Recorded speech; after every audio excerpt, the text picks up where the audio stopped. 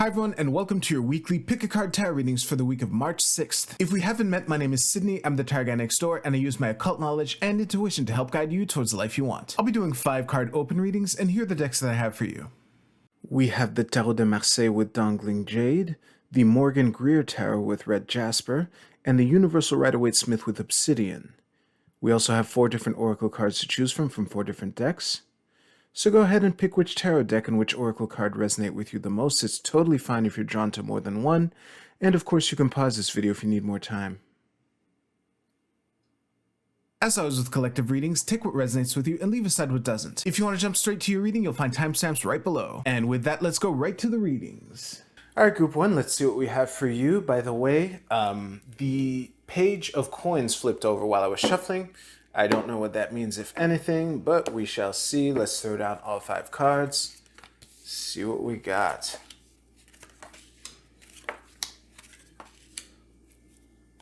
With the 8 of Swords in the middle of your cross. Give me a second here. Is this good for you? It should be good for you. Oh, awesome. Group 1, the vibe that I'm getting from this reading is really one of 3 people falling in line or finally aligning their efforts under a strong leader in order to advance towards their goal with confidence, basically. That's really like 99% of the reading, honestly. But I just want to dig into these 3 energies just to help you potentially. And remember, as I always say, we all have all 78 cards inside of us, so any card can be any gender. But the thing that struck me while I was staring at these cards is how each individual brings something of value to the table. Like we have the strong leader in the form of the Emperor here. We have the keen, observant, patient energy of the Queen of Coins, and the fresh, eager vigor of the Page of Swords here. And the funny thing is, we have a sword and a coin here in terms of the pips here. So it's really looking like the things that it really looks like the people that are involved in whatever scenario that I'm describing are the right people to face the challenges or obstacles or to walk down the path that is before you for this week.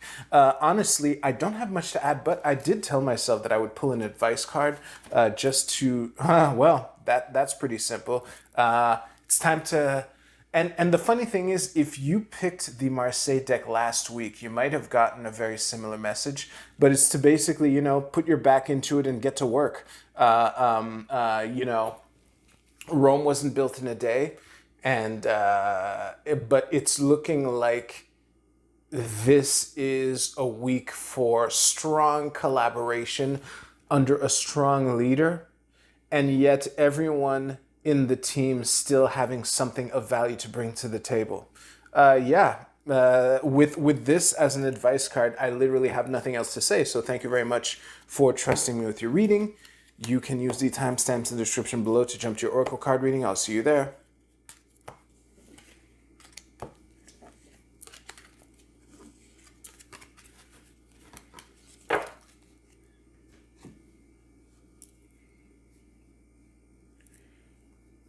All right, group 2, let's see what we have for you for this week. Having trouble cutting the deck. Don't know if that means anything or not. So we have the Tower reversed. Don't panic. Don't panic. There we go. If the middle card had also been a scare card, honestly, I might have felt not particularly genuine saying not panic again, but... don't worry, group 2, I got your back. Give me a second. So the first thing I'll say, group 2, is I suspect that whatever this tower moment represents, there's a good chance that it'll happen either on Tuesday or Wednesday. And I'm leaning slightly towards Tuesday, the reasons for which I will touch on lightly at the beginning of the Oracle card portion, because this affects everyone. But one thing is for sure, I think that the name of the game for this week. And I actually thought of it after as soon as I turned the card over, is, the notion of getting by with a little help from your friends. I think that this is a week to be there for the people who need support and not be afraid to ask for support. I think that the emotional resilience necessary for you to navigate this week can be either harnessed. I don't want to say necessary, but that having the right people to lean on, either in giving support or receiving support, is going to be the central theme for you for this week. But just remember that sometimes when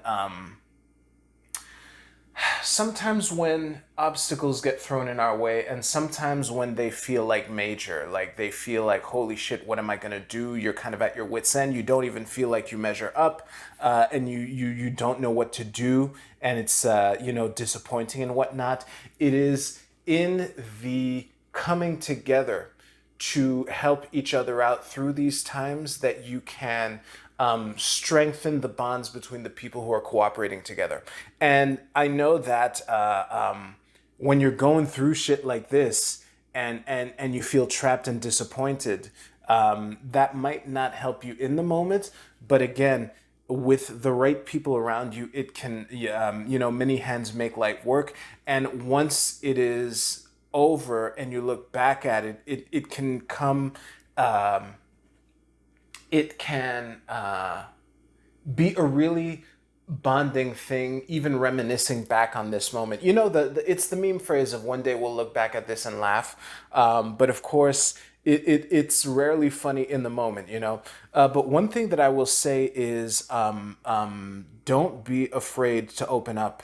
That's kind of the message from this Page of Cups reversed here. But one thing that I'd like to point out is that as scary as, the majority of these cards are, the only two cards that are reversed are the Page of Cups and the Tower. So it is looking like basically never fall into the trap of thinking that you don't have many options. Just because the option that you would like to have isn't there doesn't mean you don't have any options. And to not be afraid to open up to the people around you, either in the form of asking for help or in the form of, being there as someone to lean on for others. That was kind of a mic drop right there. So I'm going to end it there. Thank you very much for trusting me with your reading. If, you can use the timestamps in the description below to jump to your Oracle card reading. I will see you there.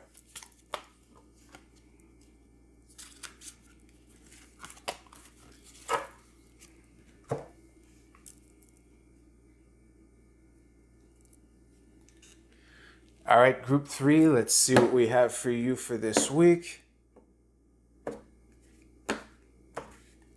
Gonna throw down all 5 cards. Well, this is nice. This is really nice. Okay.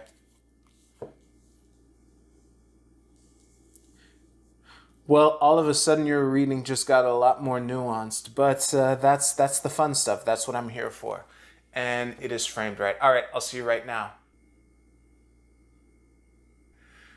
Group 3, this is going to sound ominous, but trust me, I'm going somewhere, all right? The vibe that I'm getting from this is sometimes when you want to get your wish, it comes with a price and you have to pay the price. And I think that for you for this week, this is a week of getting that opportunity that you've wanted, but in order to open the new chapter, you need to close the previous chapter, and with a capital C. I mean, we have 2 10s here, bringing the notion of completion to the front, and these are these are the 10s that are scary looking, that people aren't generally happy to see. I'm sure if it was the 10 of coins and the 10 of cups, that this reading would be hunky dory and shit. But again, I think that in order to get the opportunity, sometimes the price that you have to pay is higher than you would like. And sometimes it involves letting go of something that you wanted to hold on to. And I think that the message of this reading is, if you choose to pay the price and to close the chapter on the thing in order to open the new chapter on this other thing that you've wanted for a while, that is granting your wish and creating a new opportunity for yourself, you know, okay, let me offer you a simple reframe. Instead of thinking of whatever ending that you have to let go, which might cause feelings of sadness, instead of being sad that you lost the thing, try to reframe it as, oh, I am honored to have been a part of that thing. And to really say, hey, we'll always have Kansas, that kind of thing. And it's funny too that I'm speaking in such sad terms for a reading that has a lot of optimism in it. I mean, Jesus Christ, we have the Nine of Cups and the Ace of Coins here. The majority of the cards are upright. It's not, but again, especially with this Ten of Wands here, whether or not the Ten of Wands is a scary looking card, it's definitely a heavy card. I mean, it's literally a heavy card. This guy has a lot of weight on his shoulders, proverbially, but it's important to keep the perspective that this is the cost of getting the opportunity that you have been striving for. And it might also be maybe part of the closing chapter is to let go of a way of thinking, with this Ten of Swords here, swords being the realm of thoughts and words. So it might be that simple. Something that I say a lot about the Ten of Swords, which I'm surprised, I probably should have said it sooner. The Ten of Swords is one of these cards where it feels like the end of the world, but it's really not. And again, sometimes when we need to close the door on a way of thinking, it feels like we're abandoning a part of ourselves. And it's only by moving on that we realize, hey, wait, this is what I wanted. This is what I've been going after for a while. So as much as it sucks to no longer be a part of whatever it is that we're bringing to an end, at least we have the memories and we can move forward with the new thing, which is what I've always wanted, So yeah, that is what I have for you, Group 3. If you don't want to watch me pick up your reading, as always, you can use the timestamps right below to jump a couple seconds ahead to your Oracle card reading.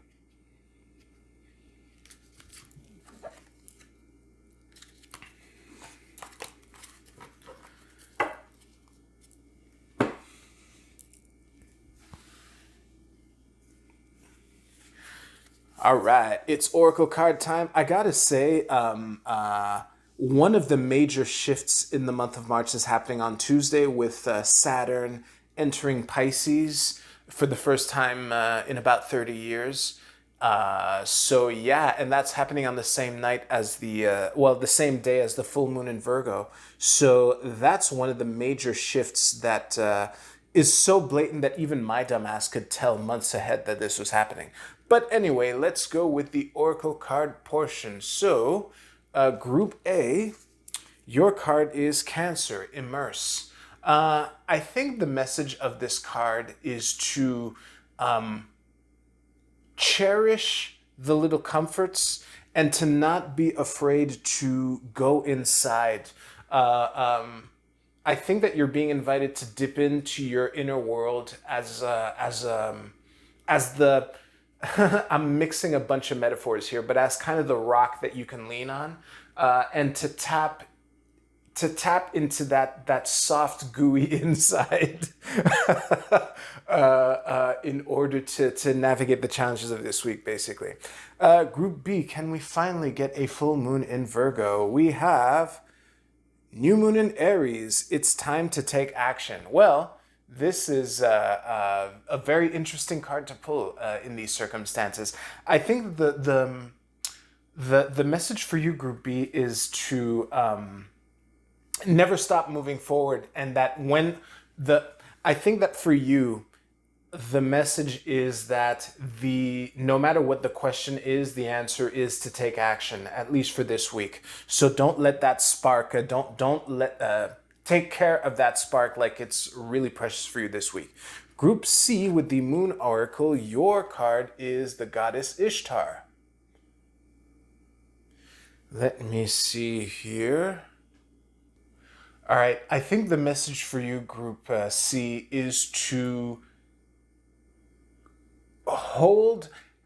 you're being invited to dream and to put the things in place in order to move towards that dream, even if it's setting the foundation or taking concrete action. But the main things for you with this card, Group C, is to have a dream, hold the dream, and take action towards your dream, basically. And finally, Group D, your card is Saturn in Virgo, riches. Wait, this is Capricorn. Jesus Christ. All right, let me look at this card here. This is going to sound weird. I don't often interpret cards this way, but I think that the message for you, Group D, is to don't do anything financially foolish, and to really pay attention to your finances as far as long-term responsibility is concerned. I'm not even basing it off of the word riches that much, so much as I am the sign of Capricorn and the planet Cancer. The planet Saturn. That is kind of the really simple, yet it feels like the most fitting message for you. So no matter what this week throws at you, make sure that you don't do anything financially foolish. I would pay attention to that for you for this week, Group D. So on that note, that is a wrap. Thank you very much for watching. If you like this video, or if your reading resonated with you in any way, please give this video a thumbs up. It would really make me smile. And on that note, this week is the first major shift of the month of March. Let's buckle up and head into this together, all right? You take care. I'll see you next week.